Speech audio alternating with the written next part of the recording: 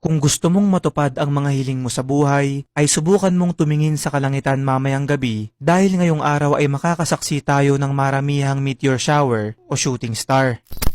Mga kaibigan, ang Draconid Meteor Shower ay isang astronomical event na nangyayari tuwing unang linggo ng Oktubre. Nagsimula ito noong October 6 at magtatapos sa October 10, pero ngayong araw nga October 8 ito pinakaaktibo kung saan pwede tayo makakita ng sandamakmak na shooting star paglubog ng araw mamayang hapon hanggang alas 10 ng gabi. Masisilayan ito ng mga bansang nasa North America, Europe, Asia at Africa. Dito sa Pilipinas, maaari mo itong makita basta siguraduhin mo lang na nasa isang madilim na area ka na may mababang light pollution. Ngayon, alam nyo ba na sa Asian folklore, may isang kwento na ang mga bulalakaw raw na makikita natin sa mga oras na to ay ang kaluluwa ng mga yumao nating kapamilya, kamag-anak o kaibigan at nandito sila upang tayo ay bisitahin para sa paparating na araw ng mga patay o All Souls Day na mangyayari naman sa November 2.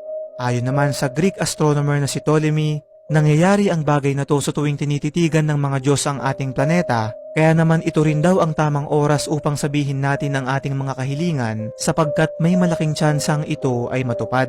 Sa European folklore naman sinasabing, siguraduhin mong sasabihin mo ng pabulong ang iyong mga kahilingan nang sa ganon ay hindi ito makontra ng masasamang espiritu at demonyo at hindi mapunta sa ibang tao.